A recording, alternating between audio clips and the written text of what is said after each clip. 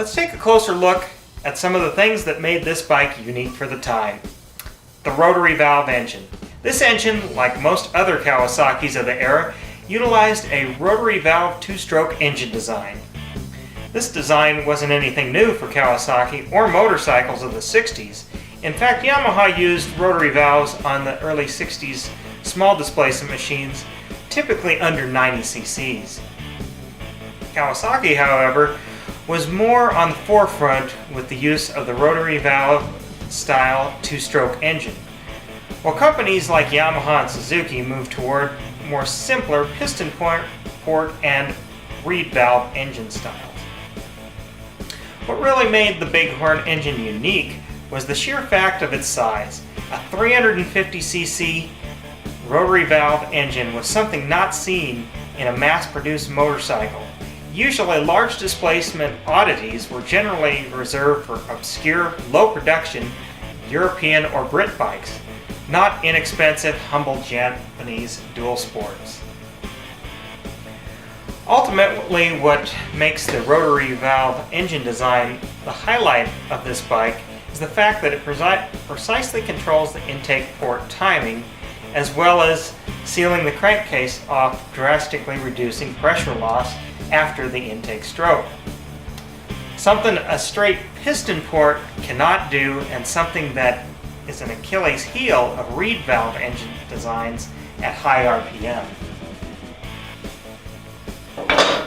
The result is a very high torque numbers at very low RPMs, as well as smooth and very broad power bands. Performance tuners found this design desirable because intake port timing could be easily modified without altering the cylinder and the port design.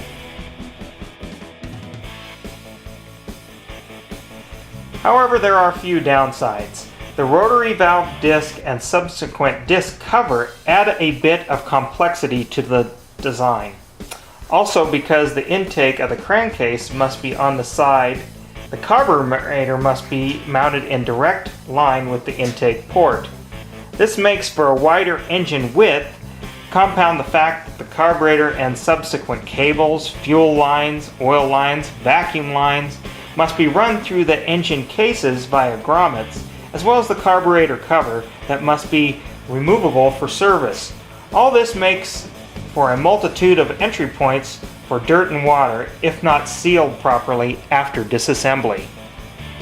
Another unique feature for the time, and especially on this bike, was the advent of the CDI ignition, or capacitive discharge ignition.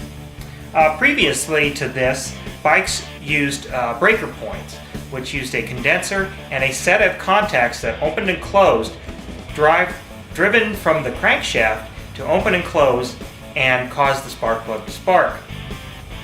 This was a very reliable system. There was really no reason to change from it other than the points were, with all that opening and closing, they would wear, they would arc, much like your spark plug arcs over and wears over time. And this happened pretty quickly. Like on street bikes, recommended point changes were usually in the range of like 3,000 miles, which is not very long. Also, there is a plastic wear block that wears on the cam to make them open and close. That wears. Subsequently, the gap of the points open up, and then of course they're susceptible to water. Water gets in there, it'll ground them out, and the engine just won't run. And performance always degrades over time with a points type system.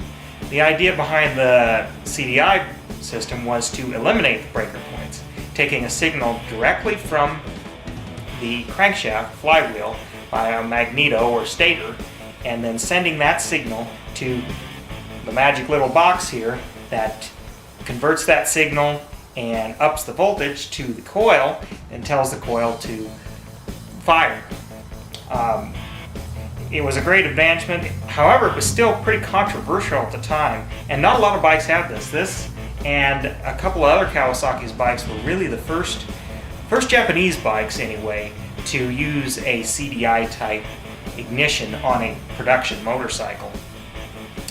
Problem is these early CDI systems could be kind of unreliable, as in the circuitry and the epoxy was just not up to the task of vibration and heat.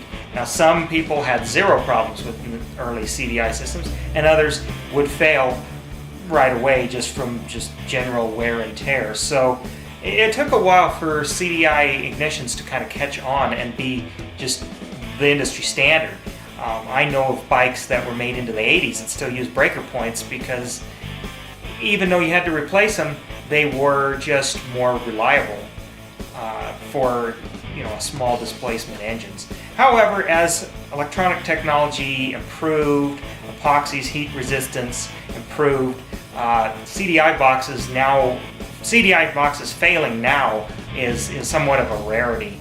And if one fails now, that means there was some other problem, not the circuitry actually in the box. Another somewhat innovative feature for the time was the idea of an adjustable front fork. Up until this point, forks were basically not tunable externally, at least. About all you could do was change the fluid viscosity, and that's about it.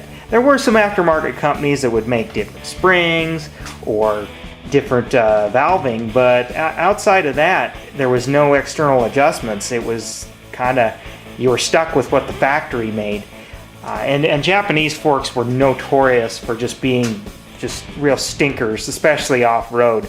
And time would tell, these forks really aren't that great. However, they showed people that, hey, let's have some adjustability. And one of the unique things that really never caught on is the idea you could adjust the trail of the bike by changing the axle into one of three positions. Here's the standard position, you have this forward position, and then if you flip the fork legs around, you'd have a rearward position. And each modified the handling of the bike for different conditions was the marketing slogan at the time. Did it actually work? Well, yeah, it did. However, the forks were still flexible, and nobody really could tune them correctly. Another unique design of these forks as well that just wasn't utilized at all was the ability to adjust the fork height in the triple trees, so you could raise and lower the front end, effectively changing how the front end would behave. In this position, this was set up more for quicker handling, extend them out, more high-speed stability. But Kawasaki was kind of a forerunner in the thinking of, let's give people some adjustability here as well. And they gave up to 2 inches of fork travel here that you could adjust. Another unique thing, which is more of an internal deal, is you can actually change the preload on the springs in these forks in three settings: soft, medium, and hard, which even today is not something that you can do without changing the physical springs. I think now Kawasaki has a system out on their KX250F, has a similar type idea, but way back in the day, Kawasaki came out with these type of forks, at least giving people the option of trying to suit the bike to their style. Another unique oddity of this engine is the fact that, well, the foot pegs can be adjusted in many different positions to suit a lot of different types of riders. You could really tune the ergonomics to how you wanted to have your foot pegs set up. But really the real odd thing, especially now and even then for a Japanese bike, is the fact that you could swap the controls. You could swap the shifter to be a right-hand shift. Now, Japan basically standardized the left foot shift. However, European bikes were still all over the place, and most of them were still right-hand shift. A lot of rumors are thrown around really why they even did this, and really this feature is only found on the early models. This is a 1970. This bike ran till 75, and this was eventually deleted in the later incarnations, the F9. A lot of people say the rumors are it was so these bikes could be set up for flat track, so you could shift and brake on the same side. You know, I don't know if that's true or not, but it makes, I guess, makes sense. So to me, that's kind of a unique feature. It's covered up with this plug for just to keep the dirt off, for if you're not going to utilize it. But just another one of the unique things about this bike that kind of make it just a unique bike, especially for a Japanese bike. Japanese bikes just seem to be, you know, run-of-the-mill, and this one just has a lot of weird stuff that was just not found on other bikes. Some of the other interesting features that were not found on the other typical bikes of the day, especially production bikes, is the fenders and the bodywork were all aluminum. Later on they would become steel, but on these early models, these fenders are aluminum for saving weight. It's common today to have plastic body parts and plastic fenders. That's what we think of all the time. But from the factories, you were getting heavy steel fenders and everything. There were some aftermarket companies out there making replacement plastic fenders, and a lot of people did that. So actually it's kind of unique to have one that has the original aluminum fenders on it. It was all done for weight. These also have aluminum rims, which was pretty uncommon except for, you know, like European race bikes and such.